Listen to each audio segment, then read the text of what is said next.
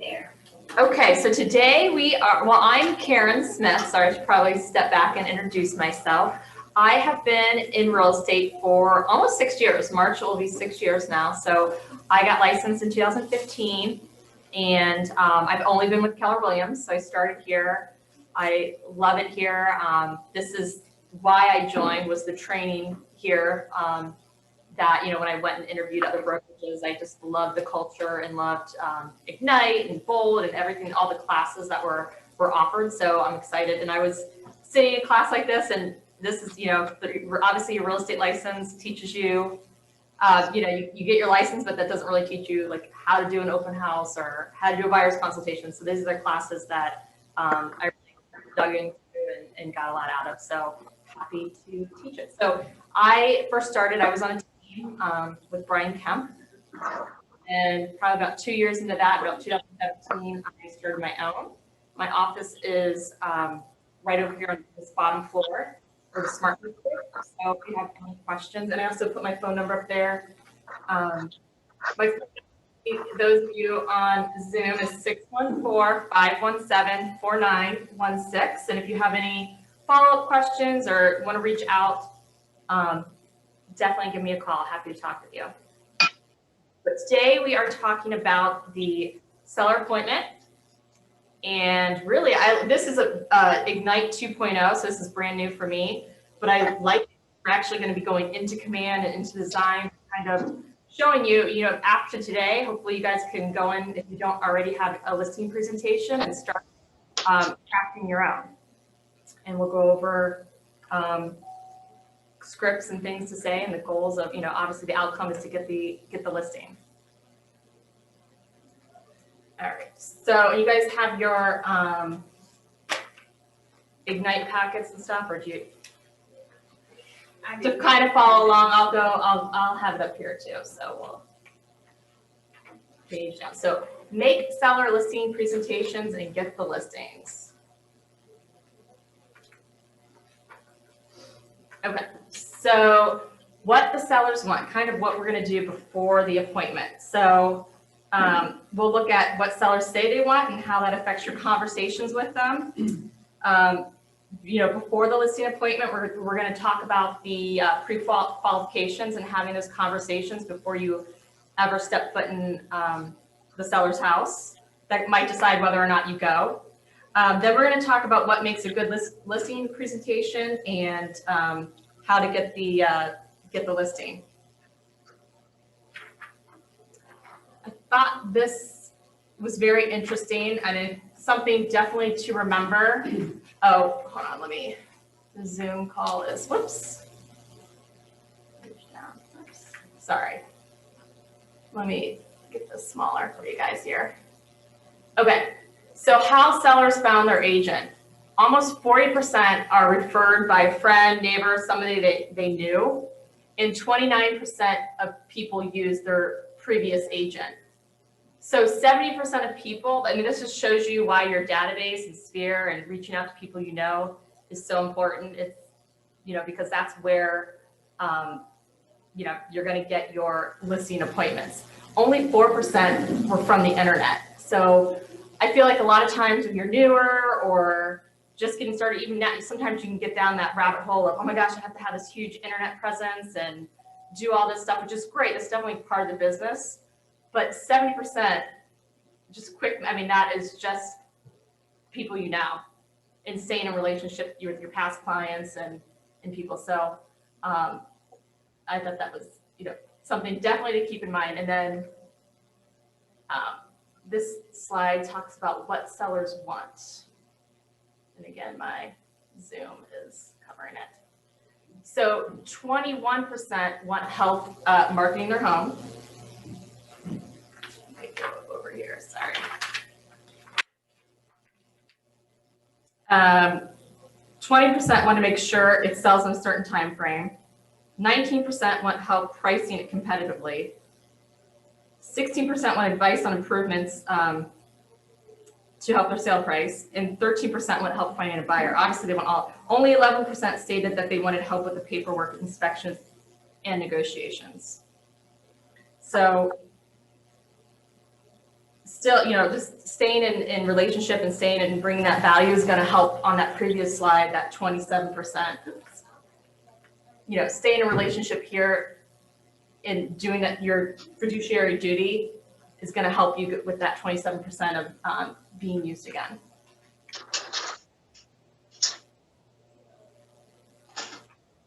All right.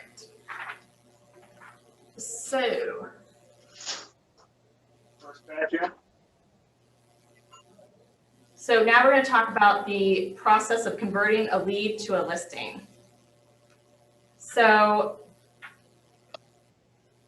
you have a possible lead, and you're talking on the phone. Maybe a neighbor or friend says that their friend wants to list their house.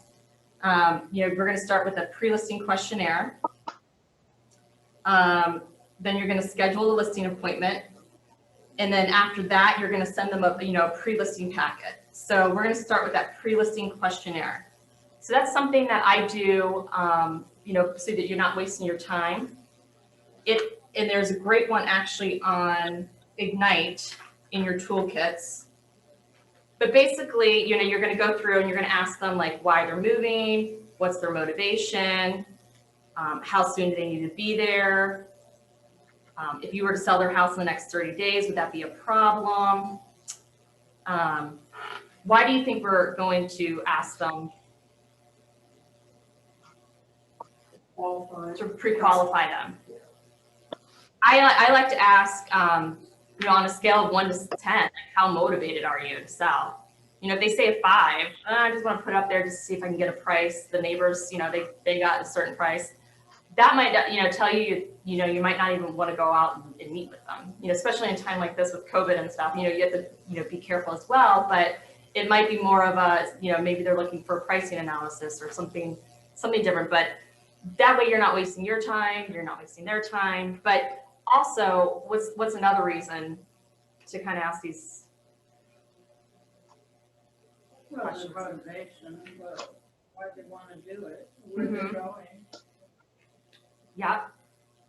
I like to do it as well to kind of know what personality you're dealing with when you go out in the appointment too, and kind of then by doing the pre-listing appointment or pre-listing questionnaire, I can get a gauge of whether they're a D, analytical, if they're going to want lots of, if they're going to want numbers, or they're going to want me to get straight to the point. You can kind of get a gauge of, it might help you with your pricing. I always like to ask on a scale of 1 to 10. I don't think this is on the one in Ignite, but how would you rate your house? Oh, a 7. Okay, well, what would make it a 10? Oh, we don't have granite countertops, and we don't, going through, I asked them what updates they've done, what would positively impact their house or negatively. So that way, I like to do just a one-step listing presentation too, where I can speak intelligently enough to the pricing and kind of have a great pricing, and we'll get to that later, conversation at the appointment. Some people might do a 2-step where you don't know what you're going into, so you can always go meet with them and come back with the pricing. But that's why I really like the pre-qualification. Heather, to your point, you can get the motivation, kind of their timing, so if they're a seller, they need to sell the next 30 days, or if they're talking, it's a different conversation if you're talking a year from now, and they may want to know what they need to do to improve projects to do so when they sell next year. So you don't obviously want to gauge your listing presentation to their needs, and this will help you identify kind of quickly. So I definitely, and when you're doing this with a pre-listing questionnaire, always ask if both decision makers will be there. So you'd hate to go through all this and then just the husband's there, just the whatever. So making sure that both parties are going to be there. What else did I write down? So with the pre-listing questionnaire, I like to, and I do this sometimes at the listing appointment too, if I didn't get a chance before. Again, with that, I think motivation is important too, but pricing is about 80% of selling a home. So as much information I can get on this conversation before I head out there. I like to say Zillow has your house valued at, and everyone's looking at Zillow. It's, whether it's right or wrong, it's a tool. It kind of gives you, asking them how they feel about their estimate can get, definitely give you some insight as to where their mind is at on their house. Okay. So we have do you guys know where the toolkit is and all this stuff is on with Ignite? I didn't know this until I started getting ready for this. Let me show you guys real fast. Escape, let's see here. Okay. Can you guys see the screen still? Mm-hmm. Yes? Yes. Yeah. Okay, good. KW Connect, which is that you're like my KW, and then you go to KW Connect. And then I went to materials here. Oh, I'll see you now. Can you see it? Now. Oh, you can't. Okay, hold on. Let's see. New share. Let's see. Hold on. Share. Sorry about that, guys. Okay. All right. So I just went to my KW Connect, KW University, and then this materials is here. This is where you guys should be getting your your PowerPoints for all the Ignite classes. But in this Ignite, where did you get to KW University? I'm at KW Connect, but I don't see that. I went, let's see, great question. Oh, here, I hit Ignite. Nine. Is this where you are? Mine doesn't look like that. Good education? Oh, I went under education, that could be. Let's see where I was before. Yeah, education. There, here we go. Okay, so I went to my KW Connect, my KW, and then I went to education. Thank you and then I went to Ignite here. And then materials. Oh, and then it's, let's see, hold on. Okay. The materials, and then I went to Ignite Toolkit. I don't know what the difference is, but we'll go here. That's not it. Yeah, Hold mine on. doesn't look It's a anything little like different when that. I'm looking on my screen versus this big, let's try this one. Okay.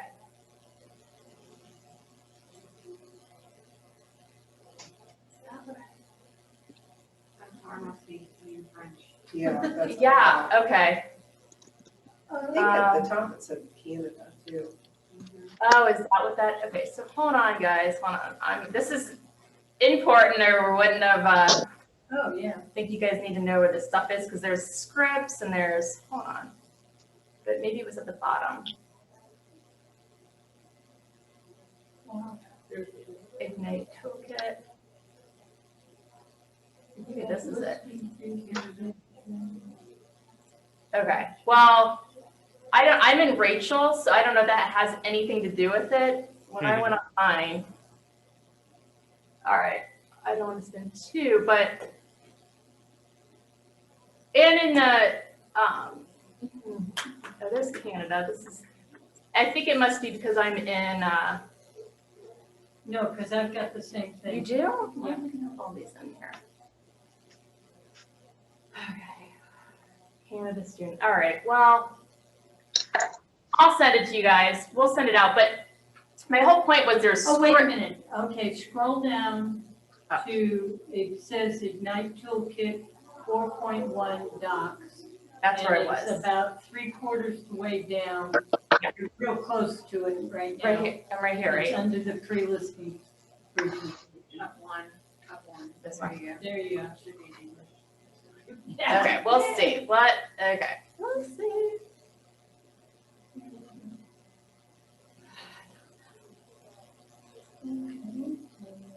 This isn't what I was thinking of. I'll email you guys where it was. I apologize. I looked at it on my computer before coming in, but this is this is different, but this is where all the material is. So this is where, you know, the PowerPoints are and all the materials for any session, but there's scripts, there's the pre-listing questionnaires in here. I printed it off. And it was all under, it's called Ignite Toolkit, and I apologize. It's right here. You have it. It's in, okay. It's okay. Still send it. Yeah, I'll send it to you guys. Sorry for that sidebar there, but that the pre-listing questionnaire that I went over with all those questions to ask. When we get, there's a also the pre-listing packet that we mail out, and we're going to talk about that. That's in this toolkit here. There's scripts in the toolkit, so I just wanted to make sure everybody knew how to get there. So now let me go back to the PowerPoint.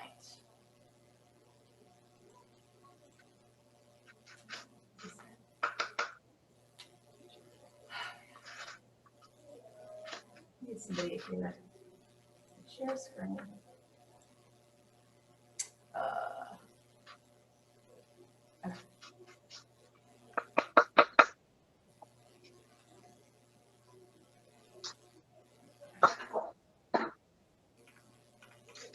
Okay.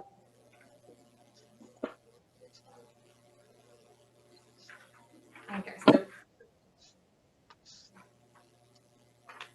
stuff here.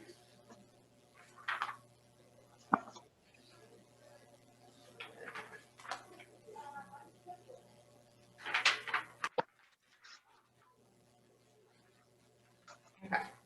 So here, once we've pre-qualified the seller and we've scheduled the appointment with them, you're going to send them, we're going to talk about the pre-listing packet. And that's in that Ignite toolkit. For those of you here, the one that's in there. If you can find it, if you want to go, you know, and look at it. It's, you know, a guide to selling your home. Get ready to list. 5 factors affecting the value of your property. Get ready to sell. It's talking about a well-priced home versus overpricing it and the impact of that. So it's prepping your, you know, questions for you. So I think this is great. I send out, we do this in our team too. You know, send out, you can either email it depending on how much time you have, or, you know, mail it out, which is great. It's kind of, it sets the tone. We put also our listing documents in there as well, as far as the disclosure forms and things that they're, you know, going to have to fill out. We ask them to, you know, read this before we go out on the appointment. And then whether it's, you know, in their inbox or obviously prefer if, you know, if there's enough time to mail it or drop it off on their doorstep. But why do you think it's important to have a, you know, to send that pre-listing packet out?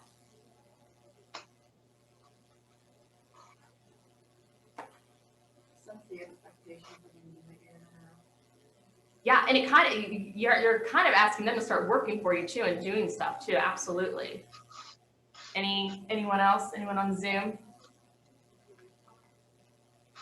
Well, they're probably likely meeting with another listing agent too. So this kind of sets expectations that you're professional and that they're part of the conversation as well.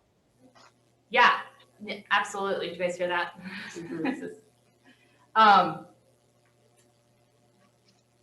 Yes. And then, sorry, I thought I saw where it told us where to the Ignite toolkit. Okay. Anyone else?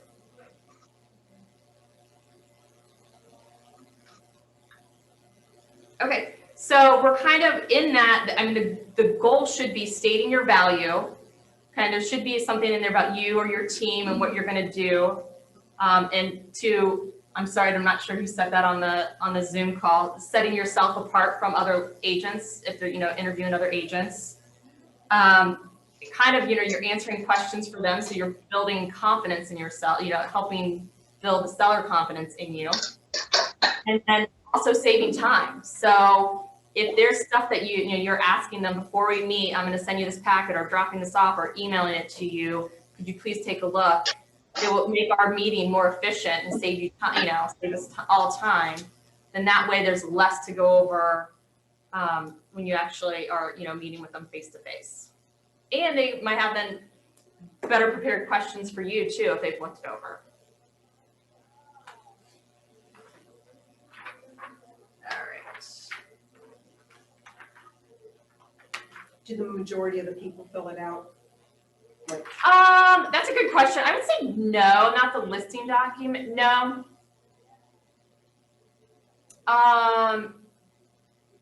Some of the, like what I like about my home and stuff like that, but like the disclosures and stuff, they usually have questions. So, but the fact that they've looked through the stuff on your team and the stuff that you want them to see and how, typically like how to prepare their house, that's what they're really interested in. Right? 11% only cared about the document prep. They want to know what their house is worth. So they're looking at the home value stuff, and like we have staging tips in there and getting your house ready for the sale of a lifetime. That's the stuff that they seem to be have referenced and read. Yeah. The paperwork's the boring part, right? Okay. So I'm kind of going out of order a little bit on this with the listing presentation because I kind of want to get to the guts. So, okay. This is a little bit different. So I want to go through the listing presentation with you guys and what I do on a listing appointment, if that's okay with you, kind of versus this guy's a little different than previous nights. So I'm going to go to command, guys. I'll stop sharing with you for a second because I think, where's command down here? Share.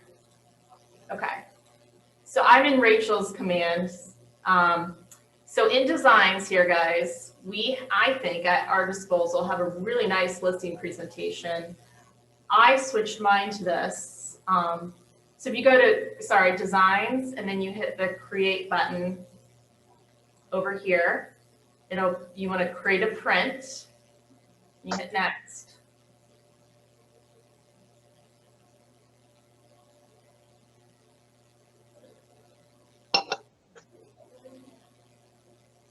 And I'm really going off script here. So, and then you go to listings here.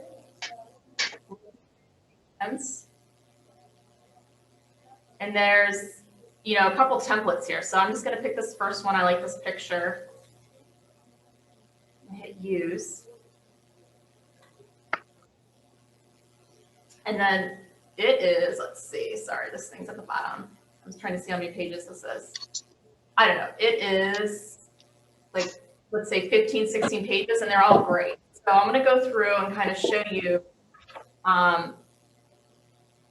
why I like the order. I mean, kind of talk about like how to go through a house, and I can go, kind of quickly go through like what I say on a listing presentation, and then I can answer any questions. And definitely, if you guys have any questions, I know Elise is going to be monitoring the chat for me, so speak up, stop me. Definitely want this to be interactive, but I think this is a great listing presentation, and what I changed to this. My old one it was all like first couple pages were about me and my team and what we do to get homes sold. People just want to talk about themselves, like they care about them and their house. So this kind of flipped it, and it starts out with them right away. So obviously this first page, you can customize everything and change it to, this is the name of the sellers here. I'll click on this. So you just go, I'll get this bigger so people can see.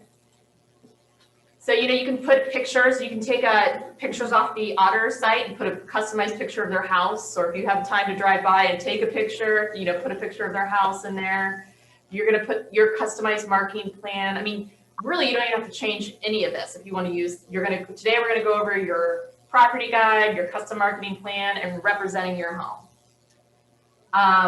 And I'll go back through and I'll go through this if I were going through a listing appointment. And then literally page 3 is going to be a picture of their house. Let me zoom in here, guys.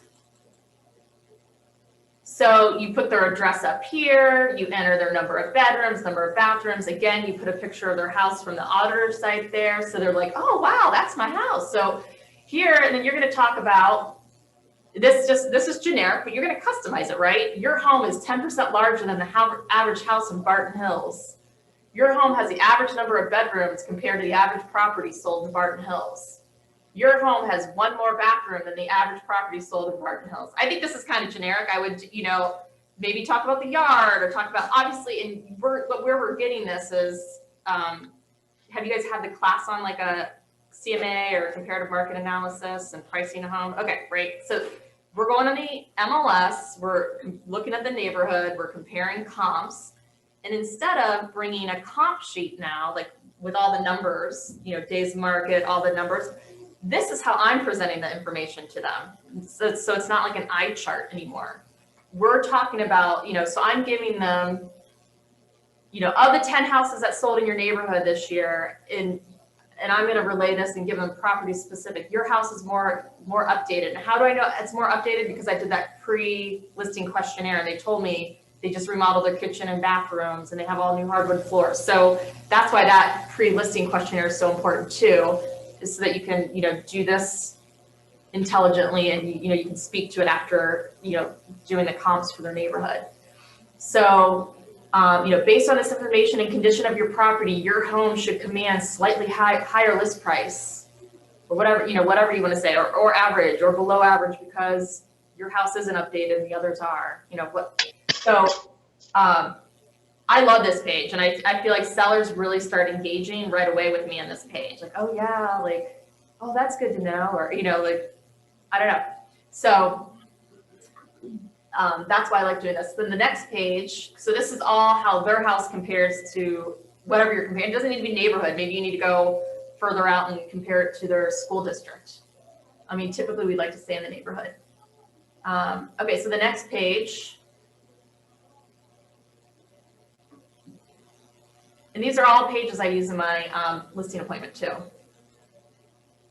I'll put this on.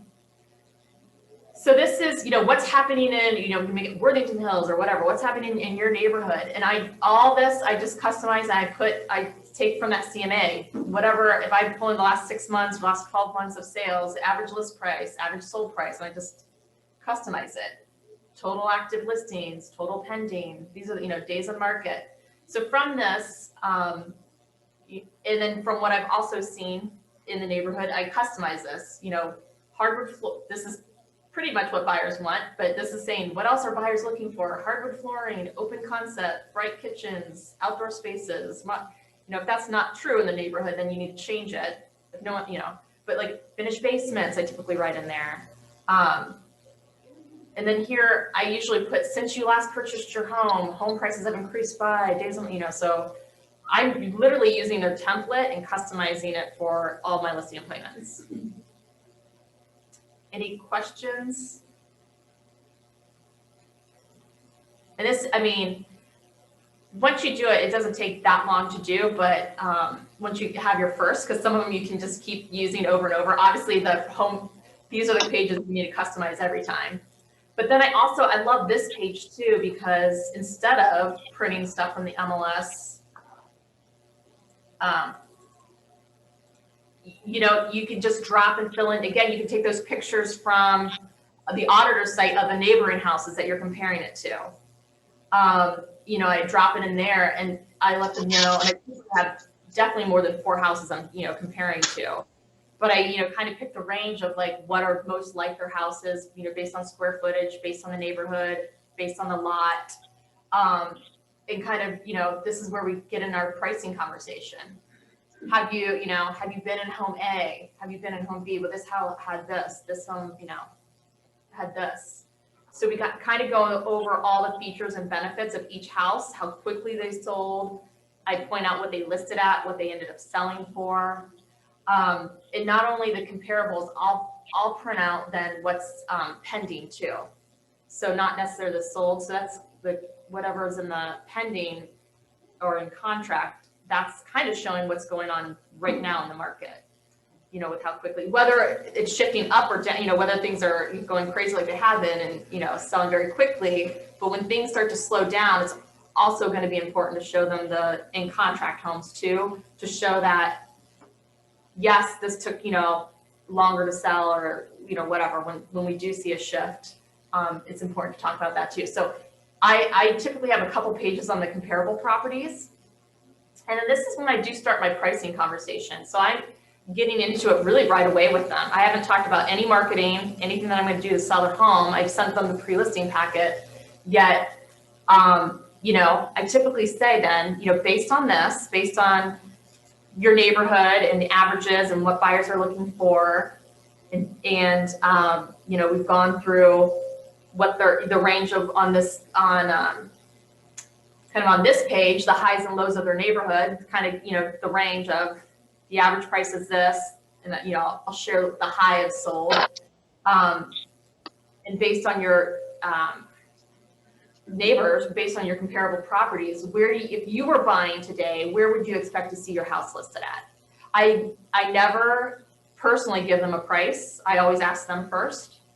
And I would say 75% of the time they give me a price. Well, I don't know. I think we're in that range because, you know, I think we're in that range of the price per square foot or the whatever, or I was thinking this. And then I typically, you know, with that would say, you know what, I'm in agreement or not, you know, agreement or why, you know, and this is why. But I think setting a stage and going through all the comps very diligently, like I said, 75% of the time, I think the sellers come up with a pretty realistic, I'm kind of obviously steering it because I'm showing them the certain houses, but within range of what I was thinking. And if they're not, then I just ask more questions.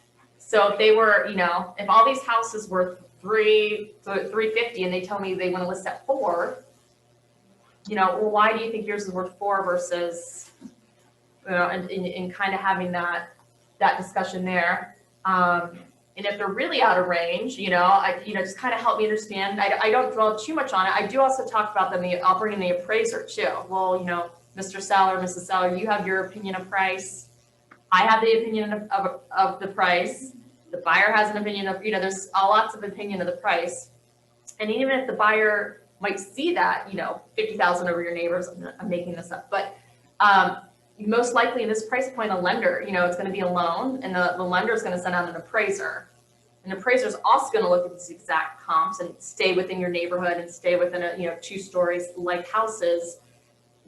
And here, you know, like, again, reminding them that process, that it still has to appraise and kind of, if we start that high. Anyway, so I don't want to get too much into the pricing of it, but it is a big point of, I think, getting the listing. I mean, everyone typically wants to net the most amount of money, and as confident as you can come in with your pricing and have these conversations. And I think these pages on this listing presentation really help set that stage for this conversation. So typically, we say a price and we're kind of move on. It's nothing like, okay, yeah, I think we're in range. You know, let's say we've we've agreed on a price. Then I go on. And I like this page too. It's all about their needs first. And just kind of asking that question of like, if we can make this a perfect transaction for you, what would that look like? So it really stops you in this, and you know, you're listening to your sellers tell you what they want. Because it might be different. Some people might just want you to handle everything, and I don't want to be called, and less stress, and you know, it doesn't have to be the best price. I just want this to go quickly. And some people might be about price, or some people about being able to stay in the house as long as possible for their kids. So everyone has, you know, their perfect transaction, you know, is different. So it helps you take the assumption out of it.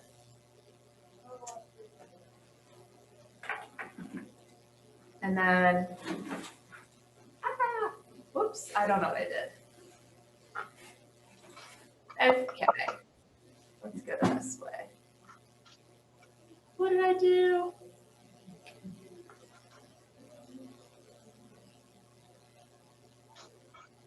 Okay. Maybe to refresh it.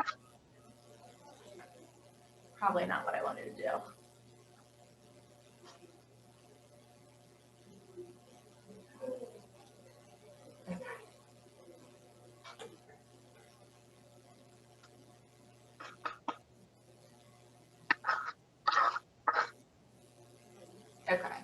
And this is the process. So we're gonna, go over this with them. And I do read every step. I'm not gonna read it for you today, but I think this is really important to help go over your value proposition too, as you're going through and explaining what you are gonna do specifically for them for each step. So, we're not just officially listing your property. We are going to, launch just listed campaign. Well, what does that mean? Well, we're going to email the thousands of people in our database or it's not that, we're going to tell the 250 plus agents in our market center about, we're the #1 market center in Columbus. We're going to tell all of our agents about your house, and all their buyers will know about your house. And we're going to do a reverse prospecting for your house. We're going to call around your neighborhood and let everybody know we're doing an open house this weekend. Whatever you're saying in there, whatever your value proposition is and what you're going to do, you better do it too. But this is, go through each. I think this is really important about even here, when you receive multiple, in the event you receive multiple offers, I'm going to, of course, obviously present them all to you, but not just present them and not just print all offers out. I'm going to do a spreadsheet and we're going to compare them side by side, and we're going to meet and sit down face to face if that's what's important to you, and go over the pros and cons of each one.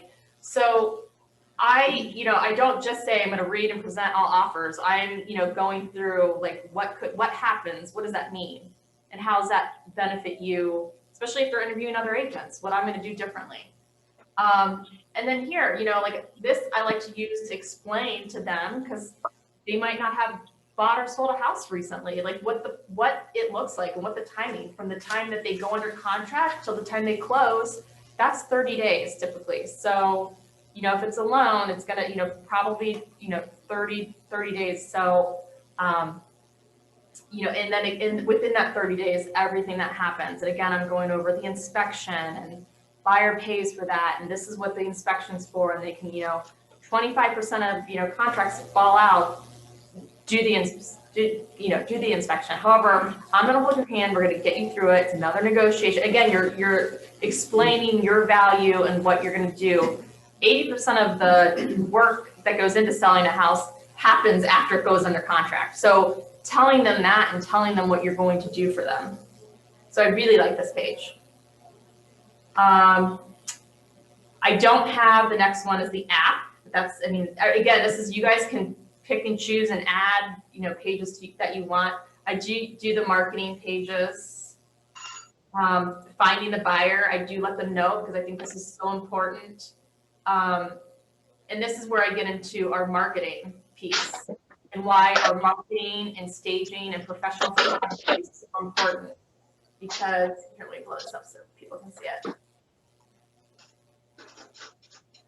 Well, I don't even know what percentage this is, but it's huge, are using the internet to find their home. So this is why, obviously 100% of people, I think it's 95, but are shopping online for their house. So Mr. and Mrs. Seller, this is why I'm going to have my stager come over and do a consultation. I'm going to get your house ready so it can appeal to as many buyers as possible.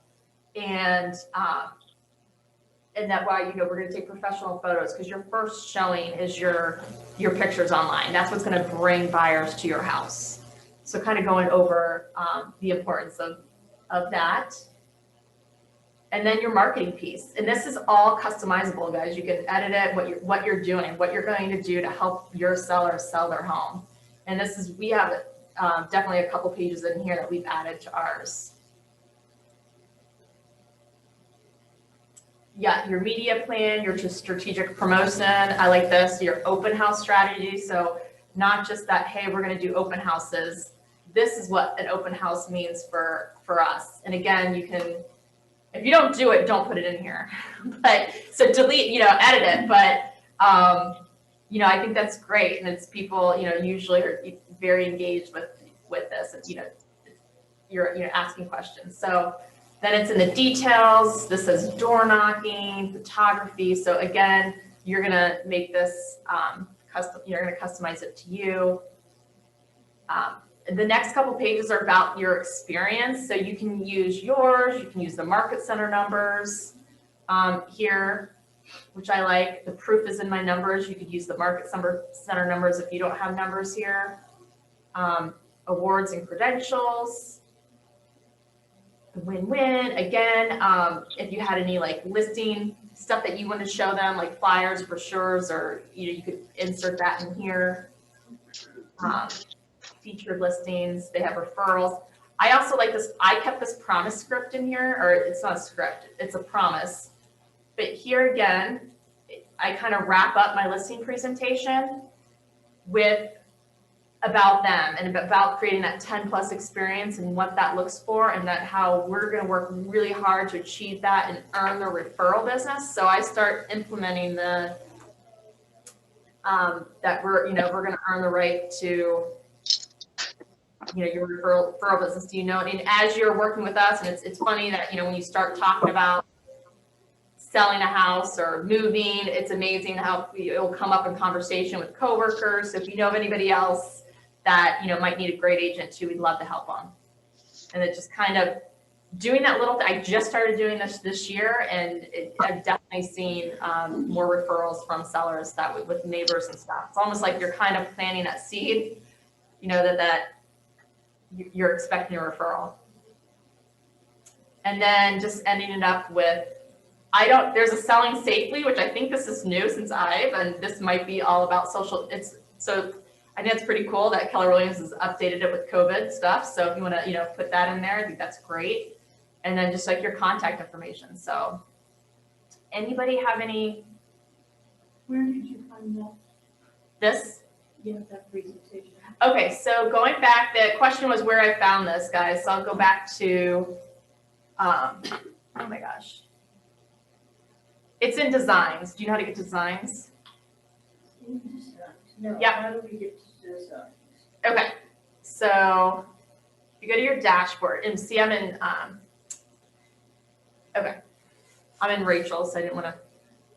So designs is here, this little paintbrush. You see that over there? Have you been, this is command, we're in command, sorry. Command, Then we go to designs, okay. and then you hit the plus button to create a design. And then you just hit print.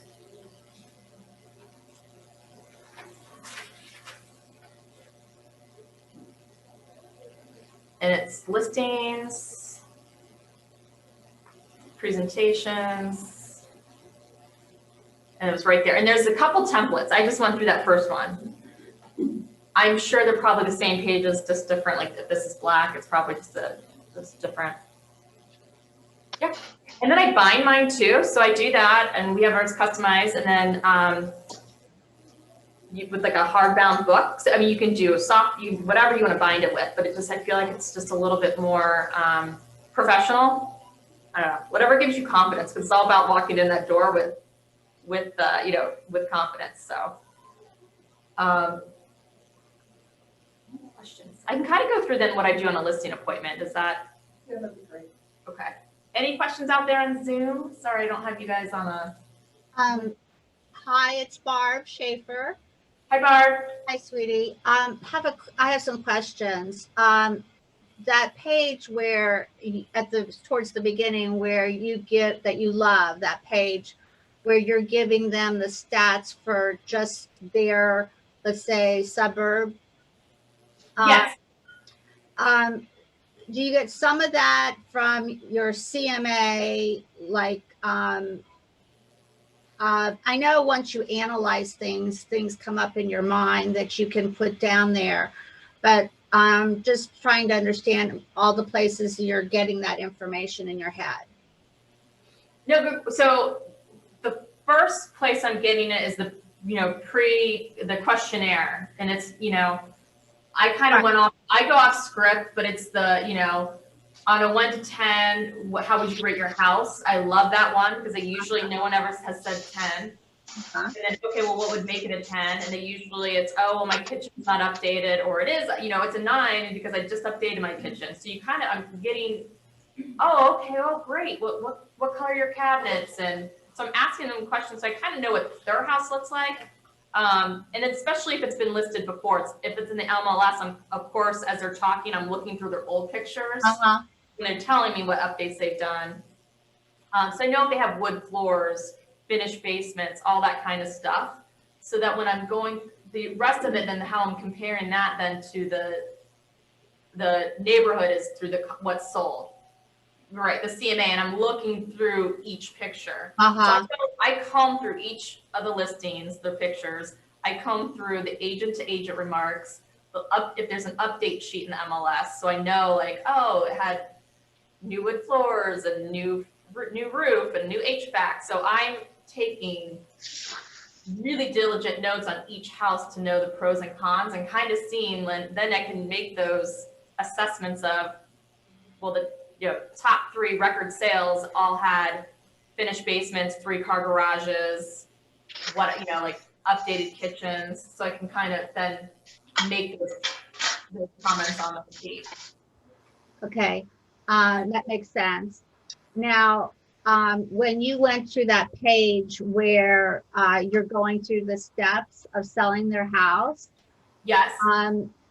one, do you go through it when they've sold many houses? That's number one. Or if let's just say they've only sold one house or no houses, do you say everything verbally, or do you have also something under each category? Do you have the things that you're saying verbally or not? Because it starts. I just know it in my head because I've practiced it and I've said the stages so much. So I don't have it. Good. It's all totally in my head, but I would, to answer your first question, even if they just bought and sold, I don't want to assume they knew everything that their agent did. And it's very quick. I go through them very quickly, Uh-huh. but I want to tell them what we are going to do for them as a team to market and launch. And like everyone thinks that, selling a house in this market is so easy. And it is compared to other markets, but Yeah. I want them to know what the value, the 3% commission is earning. So absolutely, I would definitely go over everything that we're doing in each of these phases. Okay. And then do you, because my background is design, interior design, I basically stage it when I can with their furniture, but if I can't, do you pay for somebody else to come in and stage it if it really needs furniture and really a lot of staging, or how do you do that as far as paying? I do not. I paid for minimal staging before, but I had also had the clients pay for it. If it needs, I do a staging consultation. That's part of my that's part of our fee, I guess I should say. So I pay for that. But if there's furniture needed, that would be on a seller to pay for in my. So would that cost be about $150, or what would that? A consultation? Yeah. That's about right. Mm-hmm. Okay. Yep. Nope. So Barbara, just to go back even over this process, I go through each one. Even going under contract, like what that means, and from the timeline, overseeing the appraisal. I say, pre-COVID, we go out and meet the appraiser and give them an appraisal packet and let them know, versus an average agent just letting the appraisal happen. We're going to let them know like how we came up with the listing price. If there were multiple offers, I'm going to send them the appraiser. I use the first page of the contract, and I to show them the market value. It's not a comp, but it says, hey, we had 5 offers all over, list price. Here's the here's what the market says the value is. I don't depend on them to go in the MLS and look at the updates. I send them all the updates the sellers have used. So I definitely point that stuff out to sellers of, I'm working hard for you, and not every agent does this. This is what we do. So, yes. Okay.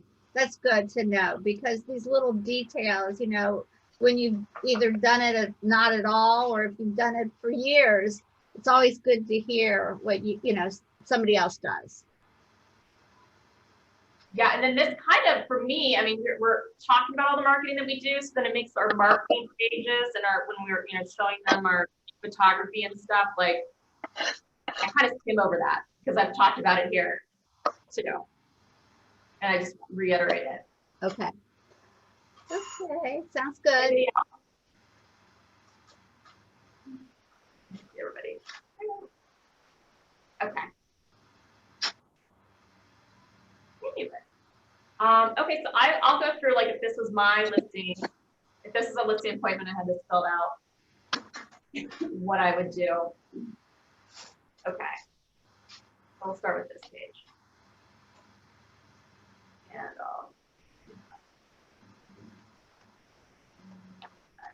And I gotta shrink the Zoom people so you guys. Oh, hopefully. Okay. So, okay, I guess I'll step back. So first and foremost, listing appointment. I walk up to the house, pen in hand, notepad, and I'm taking notes. So I'm going up to the house, taking notes on the curb appeal, if the mailbox needs painted, condition of the driveway, roof, everything, you know, whatever. So I'm walking up and I'm standing outside and they might see me, they may not, and I'm taking my notes. So obviously get there on time. You know, so that's important. Clean car, clean appearance. I go in and I do obviously introduce myself. Thanks for having me over today. Put my stuff down typically in the kitchen table. That's the most, common place, to sit. And then I do a walk through the house. And, if they don't, I'll ask, I'll say I can do it on my own, or if they prefer to, walk through with me. Ask different agents different things, and some say they, might always go on their own because they want to see it without the, the sellers in their ear kind of telling them all the, great updates. I like to walk through with them. I think it starts building that rapport. I think it's a great way to start asking questions that, such as like, oh, when you guys were shopping, why did you choose this home over other homes? So, you're building that rapport. And the whole time I'm taking notes too. Right? I'm going to take notes, and when you decide to list with me, we'll go over all the, the great tips and tricks, I'm writing down to help keep your house ready. So I don't share with them, but I'm writing the notes down. And I might, that sometimes they'll, when you're walking through a house, they'll want you to, ask, oh, should we update the carpet, or should we? And I'll tell them, after we're done today, we can talk about all the, all the notes I'm taking. When we decide to list with me, we'll go over. I have a lot of great ideas on how we can help you, and we'll go over that. So I don't really share with them.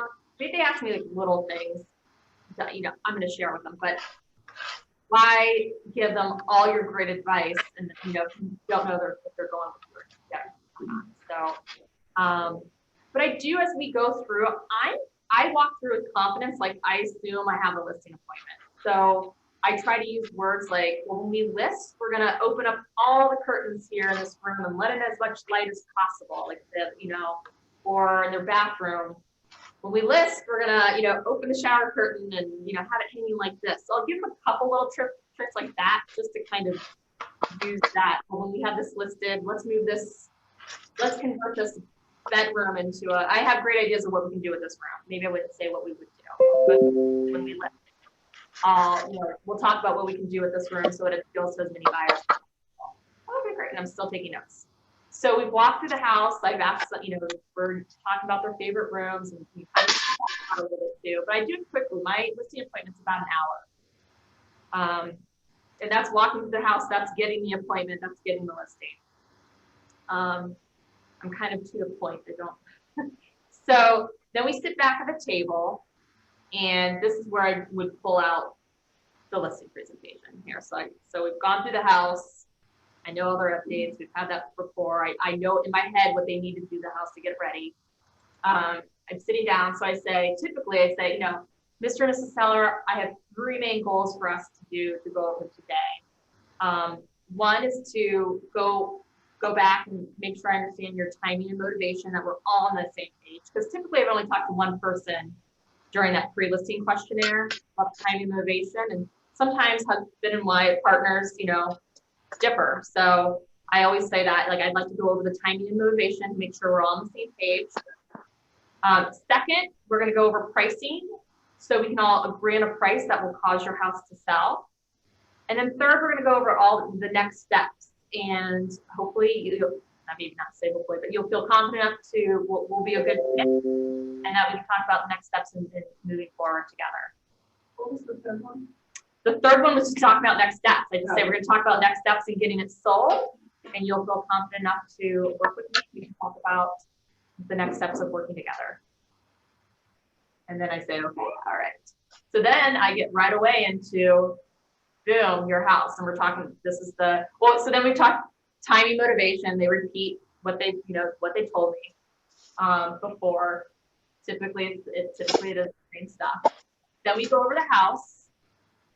And this is where that pricing, this is where most of my, the time spent preparing for this listing appointment was all for in my mind. It was just these pages. So when I go on a listing appointment, I kind of have a low, medium, high range of where I think the house should be priced at. And I definitely have gone in and think, it's probably average and it's been blown away. And vice versa. I, in my head, pictured more updates and it wasn't as updated as somebody's updates over the phone are a little bit different than my idea of updated. So that's why I like to have kind of like that range so I can quickly adapt. But this is where we have the pricing conversation. So I go over their neighborhood. Sorry, guys. Go over this one, what's happening.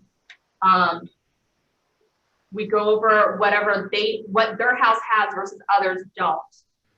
And I do, when we go, after we go over the comparables, I say, based on this information, if you were buying a house in Garden Hills, what would you expect your house to be listed at?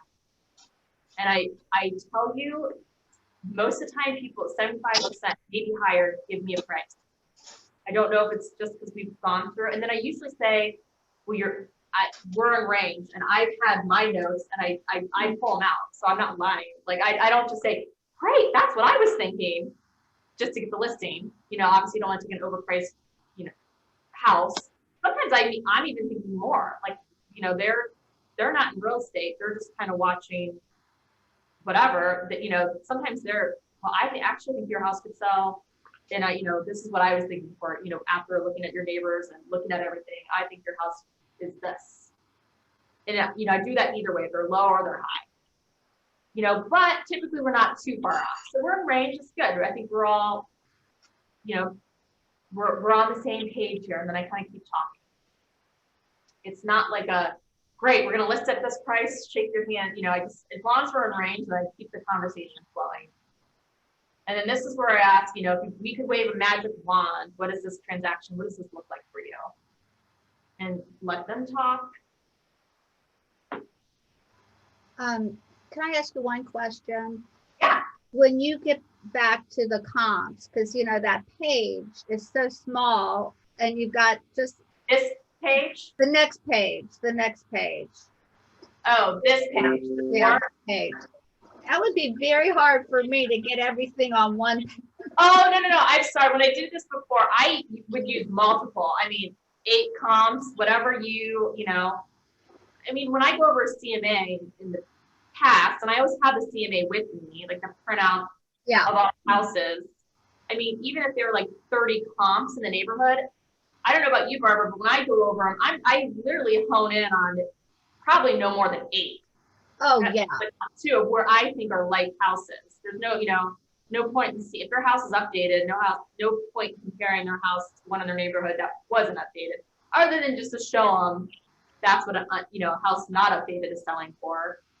Yours is, but yours is more like this. So no, I think that's why you can customize this. You can make three of these pages and show them. Okay, I just didn't know, because I write big anyway. So, Yeah, no.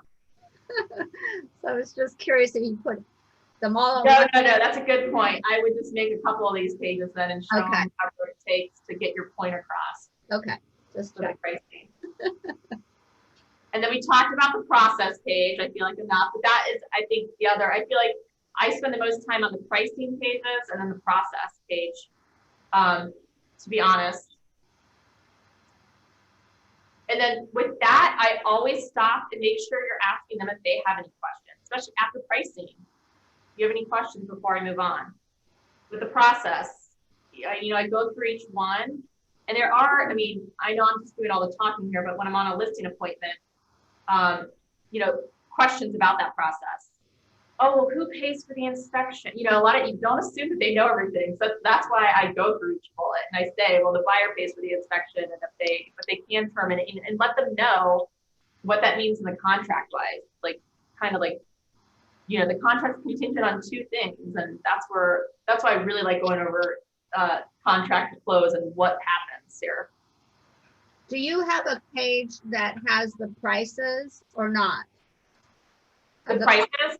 Of the cost. It's really more the buyer, has. Oh, for the buyer, you mean? No, I don't on this.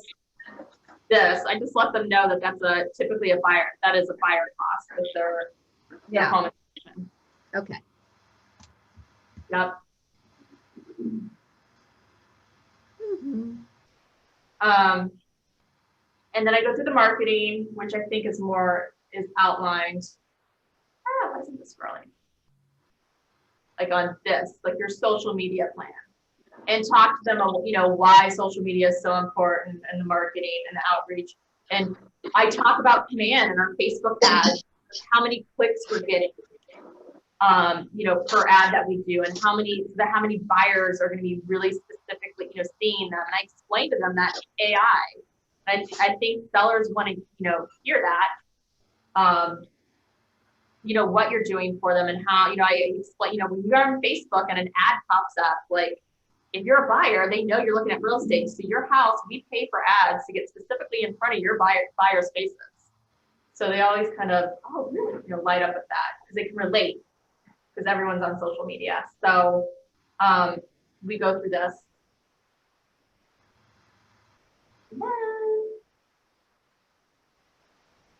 Again, each of these bullet points are really under that process page that I go through of what we do. And then the open house strategy, like I said, if you don't do it, delete it. But if you do it, I think those are great, all that stuff.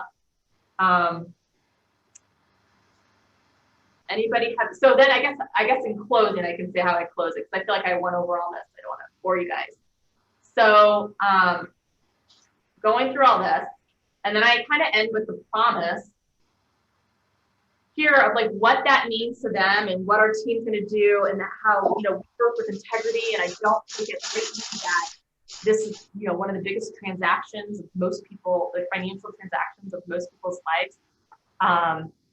And obviously we've gone through the numbers and how many we sell. And I typically just say, I think we'd be a great fit. I'd love to work with you. Do you think I could get your home sold? Just a simple question. Yeah, absolutely. Okay, great. Let's get to work. The next step is filling out, once I have these listing documents signed from you, the listing agreement, I can start marketing your home. So even if they're not listing right, they're gonna get an MLS, but we can start, if we have that MLS waiver signed, the inner office one, that we can start talking about the listing to other agents in our market.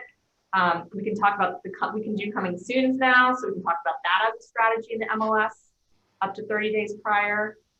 So depending on when their timing is, I would definitely get the listing agreement signed before you leave, and not like, oh, we'll send it to you in .loop or DocuSign later. I get that signed, and if they prefer to do everything else electronically, we'll email that to them. But I do like to go over the disclosures with them, especially the RPD, the Residential Property Disclosure Form, because I feel like a lot of sellers don't fill that out completely. There's always something missed. So I typically point out the ones that are missed, and don't forget here, and that explaining that it's a legal document and that they need to fill it out as, to the best of their knowledge, and it's always best to disclose. And then obviously the consumer guide, you're going to get signed if that's your first meeting with them there then too. So the consumer guide and the listing agreement, I would well, I would have those old school printed out with me personally filled out already, and just to have, you know, the quick signatures. With that and the waiver, you can start marketing, you can start talking about it with your buyers and agents in your office. And then you can do an extended, if they're not ready to list right that second anyways, then do a 7-month listing agreement versus 6 months, just to kind of cover the whole time period.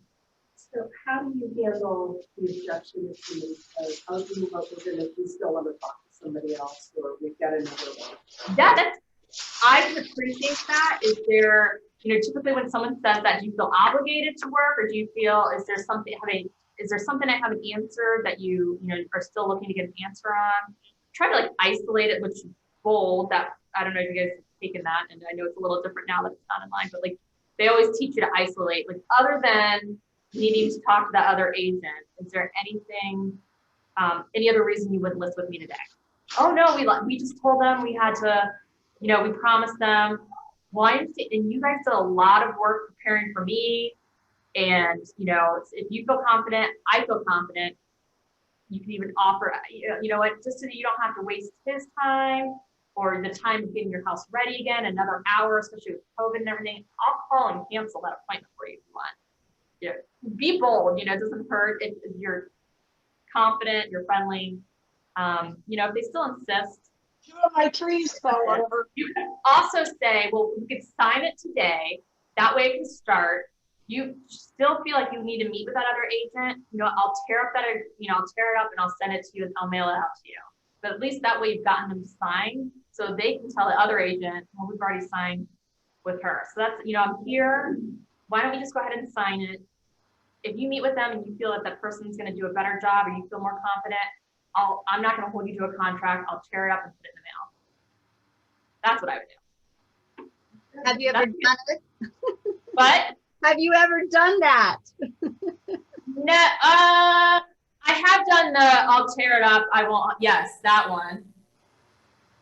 I haven't done the I'll call the other agent. That's a bold script. I know it is. I've Have heard you done, Barbara? I've heard this before. Well, to be honest with you, I've never had anyone to say they will have to speak to another agent. I mean, I've been lucky. Thank God. Well, there's a stat in the Ignite booklet, and I was, you know, when I'm trying to read and talk and everything at the same time, but it's something like only like 75% of sellers only interview one agent. So most likely you're the only one, right? So get it. Be confident, be prepared, have all your listings. And then, so obviously, you know, and then I think the rest of them only interview like 2 agents. So you really typically are only competing with one other agent. And to the younger people that haven't done this too much, be aware that, because this happened to me when I was younger, I worked really hard to prepare for this listing presentation, and there was one of the top agents that came before me, so I was after her. I ended up getting the listing, and one of the reasons was, well, of course, he liked my price, but more than that, I think it's because the other agent came in and was so braggadocious about her and what she does and blah, blah, blah. And I wasn't like that at all. It was all about them. So I think they like my style also better than the first one. Yeah, I mean, I think that's why Keller Williams flipped the listing presentation and made it all about that, you know, starts with them and not the typical agent and bio and yeah. Yeah. So they can feel a little nervous, but I didn't even know who they interviewed and that they interviewed anyone until I came in. So I go in not even worrying about who they're interviewing with. I go in just being confident in what I'm doing.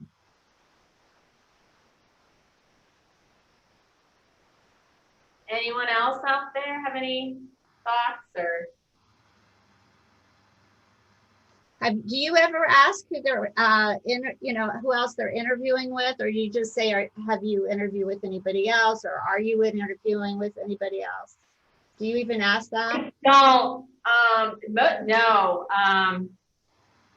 the only time, I assume I am because I do call for sale by owners and expired, so I assume that I'm interviewing with other agents, Mm-hmm, but you're always in your A game anyway, mm-hmm. but I don't ask, no. Yep, I don't ask either. I just do the best I can. That's all. Sue, do you ask? Karen, it's Yes. Sue Gleach. Sue Gleach. Hi. That is a great question. Do you ask the other agent? I used to all the time. And now I'm kind of like you. I really don't know. I don't want to know. Yeah, you know, I go in confidently enough about my own, but sometimes that does get into the conversation, and you just naturally ask, you know, but I don't make it a point anymore Good. to do it. That's all. Okay, thanks. Well, that's because you get all the listings. Miss Sue Gleach. I don't know if she heard me. Katie, how about you? Do you have any questions, or what do you use for your listing appointment? Sorry, I used Command. I basically joined right into KW and just took control of Command. So I use the listing appointment template. I've been fortunate that mine have all been referrals so far, that I haven't really been competing. But I know that's coming, so that's why I do these, because I'm starting to run out of friends buying and selling. That's great. So yeah, I like Command too. So, but I know I'm kind of short. I mean, this is it. I mean, as far as anybody else want to talk about, I mean, any other questions or objections or questions that you've had on listing? Anybody have a listing appointment coming up that they want to ask a question for, or? I have one question. Sorry, guys, I'm asking too many questions, but I wanted to know, are you doing these listing presentations by Zoom? And if you are, how difficult is that? Because I haven't done that, and I'm a little nervous because I don't know how to do it. I have not. I've gone. I felt very comfortable. When it was warmer out, we were sitting out on the deck doing them. So I did the walk. I've been doing the walkthrough by myself. You know that I said I usually like to go with the homeowner. I've been asking to do it kind of separate with the. I mean, obviously there's no handshaking. Everyone's wearing masks. I don't touch anything. I ask them to have the lights on so they can. And then we have been sitting on the deck. But now that it's 4 or 6 feet apart in the house, so I haven't done. We've done a lot of Zoom buyer consultations, and I think I hope we continue to do that. I don't know. I mean, I like the face-to-face too, but the Zoom's very convenient. And I mean, I don't know. I feel like they're working. We're converting them. So, but no. Anybody else done a Zoom listing presentation? I haven't done, this is Sue again. I haven't done a Zoom listing presentation. I've done my initial consultation with them via Zoom before I go out to the house, because, well, you kind of do it through a phone interview. I do it through Zoom. To determine, you know, their motivation and that sort of thing, especially during COVID. And I want to make sure if they have any questions about COVID that I can answer that, because that seems to be a big question with a lot of them right away today. Mm-hmm. Excellent. That you do a staging consultation. Yes. One of the things you offer. So can you give us a little bit of input as far as how much you go into that? Yeah. So, I mean, I feel like I've been doing it long enough that I don't need to pay for it, but I do, because then it saves my time from another step out. Okay, step back. If their house is HGTV and it's beautiful, you know, I'm in there praising them like, oh my gosh, we can take pictures tomorrow, which is the truth, you know, I'm not blowing, but it's going into what they do. So my stager will go then, and I tell you, room by room with them, and they're not there to move stuff, but they're there to say, let's put this couch against this wall. and do this, and let's edit your mantle. You have too many personal pictures up. Let's just put this, and they'll go room by room. They'll kind of do a walk through the house first to see what's available, and then they might take, it's amazing what they can do. Like take a picture from another room and put it above the mantle, and just kind of, I like to use the word edit. Like there's a bookcase and it's full of books. They're going to help them. Okay, let's just put 3 books vertical this way and clean it up so it's just not so cluttered. And I explain it like the stager will do it so it's like from the eyes of the photographer or the picture itself, so that we want the buyer to focus on the bones of the house and that there's crown molding, not that there's a crazy picture over, you know, color picture over that doesn't match anything, or there's, you know, like there's, you know, too many prints or too many patterns, or there's, you know, if there's really old drapes up, like up, and I kind of set the stage too. I'm like, well, she's probably going to have you take your drapes down. So, you know, if we want to show all the light in here and your great wood windows off, like, we don't want to show your 80s, you know, like, yeah, but like, you know, it's going to really update the house, just taking like things like that. So I couldn't even preface, like, give an idea of what to expect. And then I tell them that, you know, we'll set a couple of days between when the stager comes and the photographer so that they have time to do what she has suggested. And it's really up to them to do their homework or not. If they want to sell their house. So if they weren't willing to pay for a stager, would you pay for it? Oh yeah, I do pay for the stager. You know, Oh, you do? I do. The staging consultation, yes. Okay. If they need furniture, I think Barbara had asked that. Like if they needed, and that could be thousands of dollars depending on how big the house is and how, so that would be, you know, something that I can offer them. Like, hey, if we need furniture, just stuff like that. Yeah. And I have paid for when they just didn't have stuff because it benefited me. A stager to bring like accent pillows and little things like that to the house, but not like full blown staging of a house yet. I've done the virtual staging of empty homes. So, hi, Lindsay. She's on or not. Hi, sorry I'm eating lunch. Sorry I'm late. Hey, no apology. No, do you have any? I don't know if you were on or not. I just looked and saw your name popped up. So I was very, very late. So I'm going to catch the beginning recorded. Thanks for hosting this. Oh, you're welcome. You're welcome. Yeah, so no question. I had a question about photography. Do you have like a certain price point you base that at as far as if you hire a photographer, or do you just always use one? I always hire a photographer, but I don't have a, that's not my background. And, you know, I guess it's time too, but you know, I hear what you're saying. Like it was I always hire it. Even Virtuance is like $100 or 120, you know, if you had like a,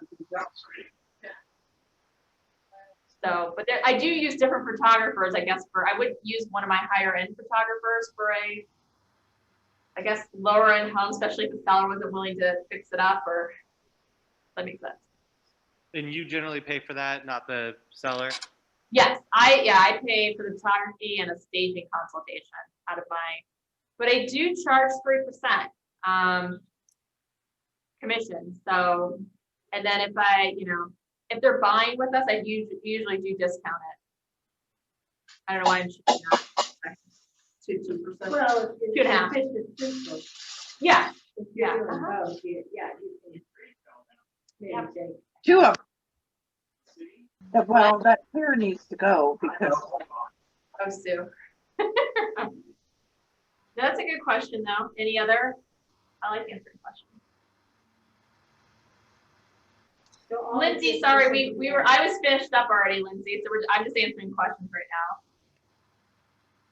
now. Okay, awesome. I'll catch your recording. Even the few minutes I caught, you already gave me information. So thanks so much. Oh, great. How much do you discount if they are doing both transactions with you? 2.5. Yeah, okay, that's what I do too. You But can't have that conversation. I'm sorry. Oh, I'm sorry, I didn't know. I'm sorry, Sue. Ah. what do you mean? Thanks, Sue.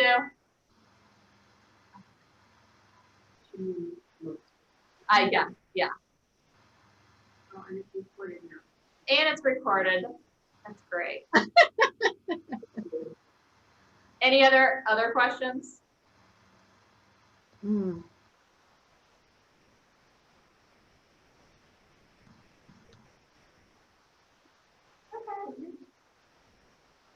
Thank you, guys. Thank you. Very good. Can we delete the last 5 minutes? All right. Hi, Katie.